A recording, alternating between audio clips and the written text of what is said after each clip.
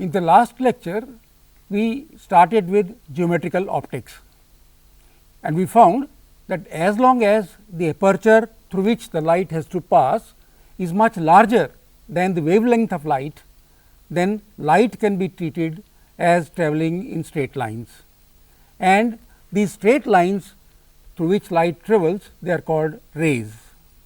Then we dealt with laws of reflection and refraction, and we found that they are valid on any surface. Surface may be round, surface may be plane, whatever the nature of surface, these laws are valid. Then we found when the surface is not regular, for example, this surface is not very regular, then the light falling on it gets reflected in many ways. It is called diffused reflection. The laws of reflection are valid at each point, but since these points are not regular, the reflection is called diffused reflection. And towards the end of the lecture, we found that if an object is placed under water, then its apparent depth, the depth at which we see from outside, is smaller than its actual depth. And we start with one of the examples. A person under water sees the sun at an apparent angle. Apparent angle is the one that the person sees at an angle of 30 degrees from the vertical. What is the actual direction of the sun in degrees from the vertical? The light is going to suffer refraction as it enters water. So, I have tried to show the actual direction of the sun and then the bent ray which reaches the person. It is very simple. If the actual direction of the sun from the vertical is I, then sin I by sin r is 1.33, the refractive index of water, and for the given value of r is 30 degrees, we can calculate what I would be, and if you calculate, you will find I is equal to roughly 42 degrees. So, the sun rays are coming at an angle of 42 degrees to the vertical, but because of refraction, the person inside water sees the rays coming at an angle of 30 degrees.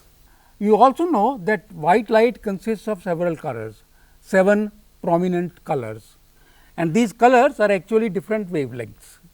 So, the refractive index of glass or any other medium is different for different wavelengths, and since the refractive index is different, the velocity of light through these media of different wavelengths is also different. Look at this table.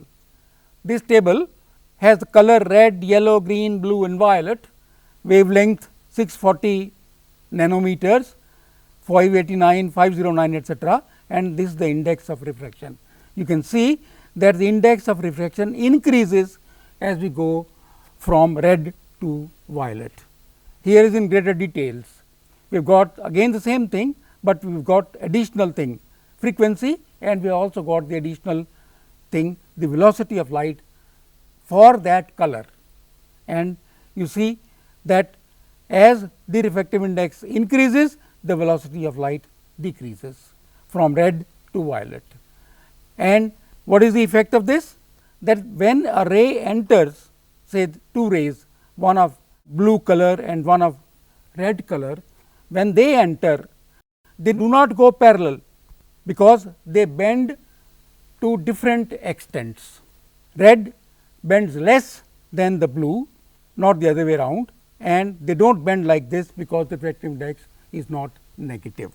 So, if you have 2 rays coming like this, 2 different colors, then the red color will diffract less and the blue color will bend more. I have shown clearly here. White light enters this slab and you can see the colors separate, and the red is the least refracted and violet is the maximum refracted. And after they come out, they are all parallel, very narrow beam, and they all again in our eyes they mix up and we see that as white light. However, we shall see that if instead of a slab we have prism, then the colors will separate. Example 2, if white light is incident normally on a glass slab, which color will emerge first? You see that the light is entering normally, that means the angle of reflection is 0 for both for all the colors in fact in the white light. However, they travel with different speeds through glass, and we have seen that the speed of red is maximum. Therefore, the red color will come out first. I was talking of a prism. Let us see this slab. This is a slab which is in the shape of a trapezium. Here the light enters, this OP is the angle of incidence, and this gets refracted to PQ, and this gets further when it comes out refracted as QR. Now, you can see that QR is no longer parallel to OP, which we found earlier. In the case of a slab, when the light comes out, the incident ray and the emergent rays, they are parallel, but not in the case of a slab like this. And what happens? That the angle between the incident ray and the emergent ray is this angle d. This angle is called the angle of deviation. And now, I have got the complete prism. I had deliberately taken out this corner angle A. Why? Just to show you that even if the prism is not complete, the process of refraction through the prism is not affected, and it is exactly the same picture, except that I have added this corner here. So, you see this ray OP gets refracted, becomes PQ, and gets further refracted, becomes QR, and this angle D is the angle of deviation, which is the angle between the incident ray and the emergent ray. If we start increasing the angle of incidence from a small value, then that the angle of deviation starts decreasing, becomes or assumes a minimum value, and then starts increasing again. This angle is called the angle of minimum deviation. Why is it important? One of the importance of this minimum angle of deviation is in the formation of rainbow. What happens is the following: suppose this is a drop of water and parallel rays from the sun are incident on this drop. So, what has happened? As it goes through refraction and then reflection from inside the water drop, the rays get out in this fashion, and you can see some rays are bunched, and this bunching is near the angle of minimum deviation. So, that is the importance. These rays are called rainbow rays. So, here again the same drop, we have got white light which goes inside, gets broken into different colors. I have shown the extreme ones, the blue and the red, and this is the angle of minimum deviation. This is the incident ray, this is the emergent ray after reflection through the water, and you can see this angle is about 42 degrees for red and 40 degrees for blue. These are the angles of minimum deviation for these colors when the refraction takes place through water. And it is at these angles that the rays that enter the drop, they are bunched and they give rise to the rainbow, and these rays are called rainbow rays. Same thing again, you see this is the ring that you see in the sky, and what is happening is that light is coming from the sun and it gets deviated through an angle of 42 degrees, and at this angle we see the rainbow. So, when we are standing like this, sun is at our back and we have water droplets in the atmosphere. At an angle of about 42 degrees, we see the rainbow. Such a rainbow is called the primary rainbow. The arrangement of colors is blue is at a smaller angle and the red is at a larger angle. So, the red is outside. Now, it also can happen that the rays that enter not one, but two reflections inside the water droplet, and when they come out the colors are reversed, and I will show you an example. You can see one rainbow here in which the blue is inside, and if you look it more carefully, you can see a very faint second rainbow, which is a secondary rainbow, and which the arrangement of colors is reversed. Now, having done with this refraction through water droplets giving rise to rainbow, the important thing to remember is this: the rainbow can occur only when the sun is behind you and the atmosphere or the water droplets are in front of you.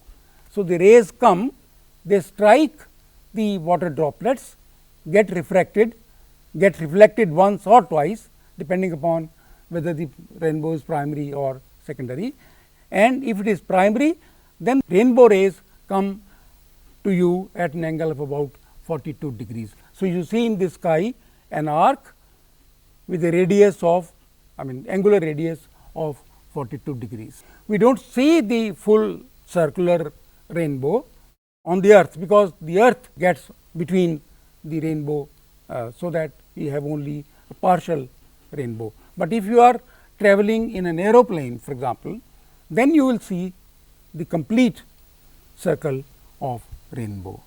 Let us keep continuing looking at refraction at curved surfaces, and remember this: the laws of refraction remain valid, whether the surface is plane or curved does not matter. So, let us see a ray coming and entering this sphere. You see, this gets refracted inside this. This is the normal. You see, all radii are normal to the sphere. Therefore, this is normal, this is angle of incidence, this is angle of refraction, and when it comes out, this ray gets further deviated from the original ray, and it goes like this. Take another ray, this again undergoes refraction, and you can see these two rays, the emergent rays, they meet at this point. That means, this sphere of say glass or whatever is acting like a device which converges these parallel rays to this point. Take another example. We have this ray O from O, and the normal is from the center, obviously the radius is normal, and therefore, this gets refracted, and since the air is outside, the angle of refraction is larger than angle of incidence, and the ray seems to be coming from the point I. We may say that I is the image of O, because the ray seems to be coming, if you see from outside, they seem to be coming from I. Let us look at now reflection from curved surfaces. The rules governing reflection remain the same, the laws of reflection are valid, and this is the spherical surface. Let us say this is a complete sphere, I am taking only a part of this. All radii from the center to the sphere are normal, and P is the geometrical center of this surface, and the radius of this spherical surface, of which this is just a part, is called the radius of curvature of this surface. So, we have radius of curvature of this surface, and we have this point which is the geometrical center of this reflecting part of the sphere.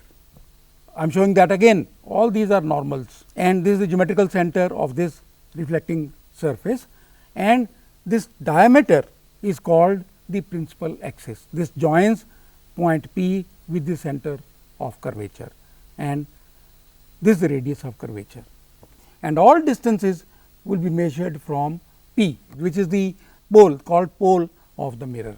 This will be the reflecting mirror, this will be called the pole of the mirror. Now, to understand and to solve the problems of reflection and refraction from spherical surfaces, we need a convention. We need to give the sign to the various quantities, and if we use one convention consistently, then we will get consistent answers. And the simplest of these conventions is known as Cartesian convention. Why is it simplest? Because it is dependent on Cartesian frame.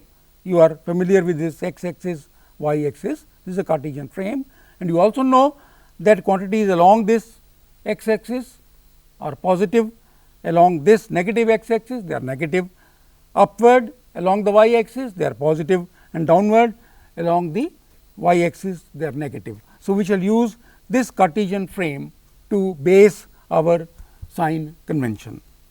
And here same convention is depicted, but with the provision that the direction of light is this. We always assume the light to come from the left. For using this convention, we always assume the light to come from the left. If the light comes from left, then distances are measured from the point P. So, all distances in this direction are negative, all distances in this direction are positive, all distances above the axis in this direction they are positive, all the distances measured downward from the axis are negative. So, this is the convention.